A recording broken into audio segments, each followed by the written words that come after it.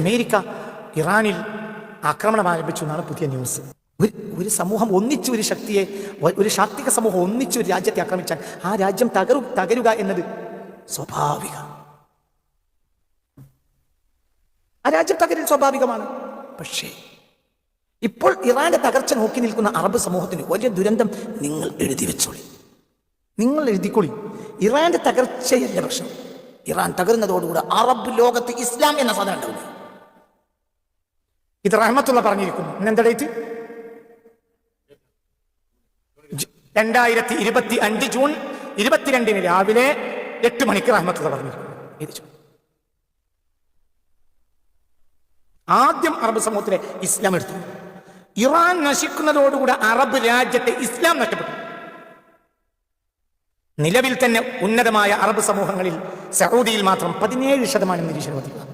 Arab നിരീശ്വരവാദികൾ 17% നിരീശ്വരവാദികളാണ് Saudi അറേബ്യയിൽ നിലവിലെ കണക്കാണ്. നിലവിൽ ഏതൊരു ഹജ്ജാണോ അള്ളാഹുവിനെ ലബ്ബൈക്ക് അല്ലാഹുമ്മ ലബ്ബൈക്ക് എന്ന് ചൊല്ലാനാണോ നീ ഒരു നാട്ടിൽ പോകുന്നത്, ആ നാട്ടിൽ നിലവിൽ 17% നിരീശ്വരവാദികൾ. അവിടെയാണല്ലോ സത്യത്തിൽ എല്ലാത്തിന്റെയും അച്യുതണ്ട് എന്ന് പറയുന്നത്. അവിടെ നിലവിൽ 17%. അറബ് സമൂഹത്തിൽ നിന്ന് ഇസ്ലാം എടുത്തു പോകലാണ് ഇനി അടുത്ത് നടക്കാനുള്ളത്. അതിന് ഏറ്റവും വലിയ വാതിൽ ഇറാൻ തകരലായിരിക്കും. അത് പറയാൻ നിങ്ങളാരാണ്? എൻ്റെ പേര് റഹ്മത്തുള്ള. നിങ്ങൾക്കെന്നെ അറിയാലോ, 25 ലേറ്റ് നമ്മൾ ഔലിയ പാപ്പയെ പറഞ്ഞാണ് റബ്ബിന്റെ സഹായത്താൽ ഇത് നടന്നിരിക്കും. ഇറാന്റെ നിലവിലുള്ള തകർച്ചയെ തടഞ്ഞു നിർത്തിയാലോ കുറച്ചും കൂടെ മുന്നോട്ട് പോകും, അല്പം കൂടി മുന്നോട്ട് പോകും. ഇറാൻ തകരുന്നത് സൗദി അടക്കമുള്ള രാജ്യങ്ങളെ ഇസ്ലാമിനെ നഷ്ടപ്പെടുത്തും. ഇസ്ലാമ ശേഷം പിന്നെ ആ രാജ്യത്തുണ്ടാവും. വൻ കുതിരശക്തിയിൽ നിരീശ്വരവാദത്തിലേക്ക് കുതിക്കലായിരിക്കും പിന്നെ അറബ് യുവതീവാക്കളിൽ നിന്ന് ഉണ്ടാവുക. ഭരണാധികാരികൾക്ക് ഒന്നും ചെയ്യാൻ കഴിയില്ല. നിങ്ങൾ എത്തിച്ചൊല്ലി. അല്ലെങ്കിൽ ഒരു മെറ്റീരിയൽ തകർച്ചയായി ഞാൻ മനസ്സിലാക്കുന്നില്ല. എന്തുകൊണ്ട്? ആ തകർച്ച എന്നതൊരു പ്രശ്നമല്ല, ഇത് ഇല്ലായ്മയായിരുന്നല്ലോ. 1937 ആദ്യമായി സൗദിയിൽ എണ്ണ കണ്ടെടുക്കുന്നത്. 1937. അതിനു മുമ്പ് ഉണ്ടായിരുന്നത് ഇറാഖിലും ഇറാനിലുമായിരുന്നു. മിഡിൽ ഈസ്റ്റിലെ ആദ്യത്തെ എണ്ണശേഖരം വരുന്നത് യുഫ്രട്ടീസ് തടത്തിൽ വരുന്നത് മസ്ജിദ് സുലൈമാനി നഗരത്തിലാണ്, ഇറാനിൽ 1902. കിർക്കുക്കിൽ 1927 ഇറാഖിൽ. അതിനുശേഷമാണ് ഈ കാണുന്ന പുരോഗതി എല്ലാം ഭൗതികമായി ഉണ്ടായത്. അപ്പൊ അതിന് മുമ്പ് അതൊന്നും ഇല്ലല്ലോ. നിങ്ങൾ മനസ്സിലാക്കുന്നത് നമ്മൾ മണ്ടശിരോമണികളെ കൂട്ടത്തിൽ കൂടെ. മണ്ടശിരോമണികൾക്ക് പല അടയാളങ്ങളുണ്ടാവും. അവർ തലയെ കിട്ടും, അവർ തൊപ്പിടും ഒക്കെ ചെയ്യും. പക്ഷെ മണ്ടശിരോമണിയായിരിക്കും. കാൽപാളയത്തിന്റെ ഓരോ കല്ലും എടുത്തിട്ട് കടലിലെറിയും എന്നില്ലേ? ഹദീസില്ലേ?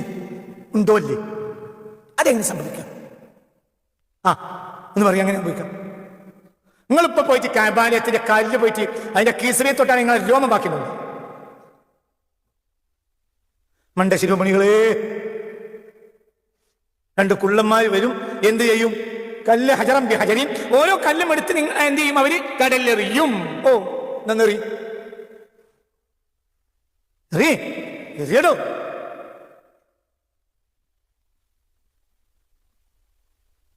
ലോകത്തെ ഏറ്റവും വലിയ ക്രിസ്തുമത വിശ്വാസികൾ ഉണ്ടായിരുന്ന രാജ്യങ്ങളാണ് സ്കാൻഡിനേവിയൻ രാജ്യങ്ങൾ. 100% ക്രിസ്തീയ മത വിശ്വാസികൾ. അങ്ങനെ പഴയകാല നൂറ്റാണ്ടുകളിൽ ആയിരക്കണക്കിന് ചർച്ചുകൾ വലിയ ആവേശത്തോടെ ആരാധനാ തൽപരരായ പഴയകാല നല്ല ക്രിസ്തുമത വിശ്വാസികൾ ഉണ്ടാക്കി വെച്ചിട്ടുണ്ട്. അവരിൽ ആരാധന കൊണ്ട് ആ ചർച്ചുകളെ അവർ സജീവമാക്കിയിട്ടുണ്ട്. ആ ചർച്ചുകളിൽ ആയിരക്കണക്കായ ചർച്ചുകൾ ഇന്ന് ക്ലബ്ബുകളാണ്. ബാറായ ചർച്ചുകളുണ്ട്, ബാറുണ്ട്. ഞാനിത് ആരെയും ഹക്ക് ചെയ്യാൻ വേണ്ടി പറയുന്ന വാക്കല്ല. എതിര് പറഞ്ഞാൽ ആയിരക്കണക്കിന് തെളിവ് പറയും. 1 തെളിവും 2 തെളിവല്ല, പഠിച്ചിരിക്കാൻ ഞാൻ ഏറെ സ്നേഹിക്കുന്ന ഒരു വിഭാഗ ക്രിസ്ത്യാനികൾ. അവരെ ഞാനൊരു കുറ്റം പറയില്ല. ഇത് ക്രിസ്ത്യാനികളെ കുറ്റം പറയാൻ വേണ്ടി പറഞ്ഞ വാക്കുമല്ല. അതേസമയത്ത് ഇപ്പോൾ ആ ബാറുകളാണ്. എന്തുകൊണ്ട്? അവരിൽ 90, 92, 96, 98% നിരീശ്വരവാദികൾ, ക്രൈസ്തവ പേരുകളുള്ള നിരീശ്വരവാദികൾ. ചില സ്കാൻഡിനേവിയൻ രാജ്യങ്ങളിൽ 98% നിരീശ്വരവാദികൾ. എന്താ കാരണം? AD 18-19 നൂറ്റാണ്ടുകളിൽ എൻലൈറ്റ്മെന്റ് എന്ന പേരിൽ നിരീശ്വരവാദത്തെ തിരികെ കയറ്റി. പുതിയ ബോധോദയം, അതാണ് എൻലൈറ്റ്മെന്റ്. മനസ്സിലായോ പറഞ്ഞത്? എൻലൈറ്റ്മെന്റ് എന്ന പേരിൽ 18-19 നൂറ്റാണ്ടുകളിൽ, ഏകദേശം 16-17 നൂറ്റാണ്ടുകൾ എന്നാൽ യൂറോപ്പിന്റെ റനൈസൻസ്, നവോത്ഥാന കാലഘട്ടം. പിന്നീട് 18-19 നൂറ്റാണ്ടുകൾ യൂറോപ്പിന്റെ എൻലൈറ്റ്മെന്റ്, പുതിയ ബോധോദയം. എന്താണ് ഈ ബോധോദയം? ഏത്തിസം, നിരീശ്വരവാദം. എൻലൈറ്റ്മെന്റ് എന്ന പേരിൽ നിരീശ്വരവാദം യൂറോപ്പിൽ കുടികൊണ്ടപ്പോഴാണ് അവർക്ക് ചോരക്കുരുതി, ഒരു മടിയും ഇല്ലാതായത്. അതാണ് ഏജ് ഓഫ് വാർസ് വന്നത് 20-ാം നൂറ്റാണ്ടിൽ. യുദ്ധങ്ങളുടെ നൂറ്റാണ്ടാണ് 20-ാം നൂറ്റാണ്ട്. 19-ാം നൂറ്റാണ്ട് വരെ എൻലൈറ്റ്മെന്റ് എന്ന പേരിൽ യൂറോപ്പിൽ വന്ന നിരീശ്വരവാദത്തിന്റെ മറ്റൊരു പരിണിത ഫലമാണ് ഏജ് ഓഫ് വാർസ് ആയിട്ട് എന്ത് വരുന്നത്, 20th സെഞ്ചുറി വരുന്നത്. ഇതൊക്കെ ഇല്ലാതാകാൻ നിമിഷങ്ങൾ മതി. ഇതിൽ അന്താരാഷ്ട്ര സമൂഹത്തിനെ സംബന്ധിച്ചിടത്തോളം വ്യക്തമായ ചില അജണ്ടകൾ ഇതിലുണ്ട്. നമ്മളിപ്പോൾ അവർ മനസ്സിലായില്ലേ, പണ്ട് അവർ മനസ്സിൽ കാണുമ്പോൾ നമ്മൾ മാനത്ത് കാണാറുണ്ടായിരുന്നു. ഇപ്പോൾ നമ്മൾ മനസ്സിൽ കാണുന്നില്ല, അവർ മാനത്താണ് കാണുന്നത്. അതാണ് മനസ്സിലാവേണ്ട പറഞ്ഞത്. ഞാൻ ഭയപ്പെടുന്നത് ഇറാൻ തകർന്നു പോയാൽ മുസ്ലിം രാജ്യങ്ങളിൽ ഇസ്ലാം നഷ്ടപ്പെട്ടു. അതെങ്ങനെ, അതിന്റെ റൂട്ടൊന്നും പറഞ്ഞുതരാൻ എനിക്ക് പറ്റൂല. പക്ഷെ അത് സത്യമാണ്. കുതിരശക്തിയിലായിരിക്കും നിരീശ്വരവാദം അറബ് സമൂഹത്തെ ആക്രമിക്കും. അതുകൊണ്ട് ഈ യുദ്ധം എത്രയും പെട്ടെന്ന് ഇല്ലാതെയാക്കേണ്ടത് അറബ് സമൂഹത്തിന്റെ ബാധ്യതയാണ്. അവർ ഷിയയാണ്, അവർ മറ്റതാണ് എന്നൊന്ന് പറഞ്ഞിരിക്കുന്നത്. വളരെ ചിന്തിക്കണം. എനിക്ക് ഇറാനോട് പ്രത്യേക സിമ്പതി ഉണ്ടായതുകൊണ്ട് പറയാൻ ആരും പറയുന്നത്, അങ്ങനെയൊക്കെ പറയുന്നവരുണ്ടാവും. അതൊന്നും നിന്നെ സംബന്ധിച്ചുള്ള വിഷയം അല്ല. ഞാൻ ഷിയയല്ല, എനിക്ക് ഇറാനോട് പ്രത്യേക സിമ്പതി ഉണ്ട് താനും. അവരൊക്കെ മനുഷ്യന്മാരല്ലേ, അവരൊക്കെ മുസ്ലിമീങ്ങളാന്ന് മാത്രമല്ല, അവരൊക്കെ ആരാണ്, അവരൊക്കെ മനുഷ്യരല്ലേ. എങ്ങോ മർദ്ദനു ചെങ്ങല കൈകളിൽ അങ്ങനെ കൈകൾ നൊന്തിയിടുകയാണ്, എങ്ങോ മർദ്ദനം അവിടെ പ്രഹരം വീഴുവതന്റെ പുറത്താകുന്നു എന്ന് പറഞ്ഞത് യശസ്വീരനായ NV.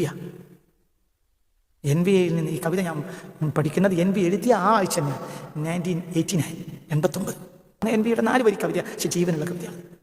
എവിടെയും ഒരു സമൂഹം നശിക്കാനോ വേദനിക്കാനോ നമ്മൾ ആഗ്രഹിക്കുന്നില്ല. പഠിച്ചവനെ തൊട്ടൊക്കെ കാത്തിരക്ഷിക്കട്ടെ. പക്ഷെ ഇതിന്റെ ഒരു അനന്തരഫലമാണ് ഇപ്പോൾ ഞാൻ പറയുന്നത്. ഇതിന്റെ ദുരന്തഫലം അറബ് ലോകത്ത് ഇസ്ലാം നഷ്ടപ്പെട്ടു, അശേഷം നഷ്ടപ്പെട്ടു. അങ്ങനെ വന്നാൽ പിന്നെ കാബാലയം അവർക്ക് എന്താണ്, അവിടെയും കൂടെ ഒരു സൂപ്പർ മാർക്കറ്റ് ഉണ്ടാക്കിയത്, അവിടെയും കൂടെ ഒരു 5 നക്ഷത്ര ഹോട്ടൽ ഉണ്ടാക്കിയാൽ, അതിന്റെ പേരിലൊരു വലിയ സർക്കിൾ അവിടെ വെറുതെ ഇട്ടിട്ടുണ്ട്. അതൊരു നഗരത്തിന്റെ ഹൃദയവുമല്ലേ. കൊള്ളലും കൊടുക്കലും ലാഭവും നഷ്ടവുമാണ് ജീവിതത്തിന്റെ ഏറ്റവും വലിയ മുഖ്യധാര. അതിനാണ് ജീവിതം എന്ന് വിചാരിക്കുന്ന യൂറോപ്യൻ സമൂഹത്തെ അങ്ങനെ തന്നെ വയറ്റിൽ കയറ്റിയിട്ടുണ്ട് ഇതിനകം ആര്, അറബ് സമൂഹം. പുണ്യ റസൂലിന്റെ വീട് കണ്ടാൽ ജനങ്ങൾ എന്ത് പറയും? സ്വല്ലല്ലാഹു അലൈഹി വസല്ലം മുഹമ്മദ് പറയാതിരിക്കാൻ വേണ്ടിയാണ് അവർ എന്ത് ചെയ്തത്, പൊളിച്ചുകൊണ്ടത്. ലോക ചരിത്രത്തിൽ ഒരു പുണ്യപുരുഷന്റെ വീട് പൊളിച്ചു കളഞ്ഞ ഒരു രാജ്യം ലോകത്തിൽ, ലോകത്തൊരു രാജ്യം അങ്ങനെയില്ല. മുസ്ലിങ്ങൾ ഒഴികെ. മുസ്ലിങ്ങളുടെ പുണ്യപൂമാനായ റഹ്മത്തുൽ ലിൽ ആലമീൻ പ്രസവിക്കപ്പെട്ട 20-ാം നൂറ്റാണ്ടിന്റെ തുടക്കം വരെ നിലനിർത്തിയിട്ടുണ്ട്.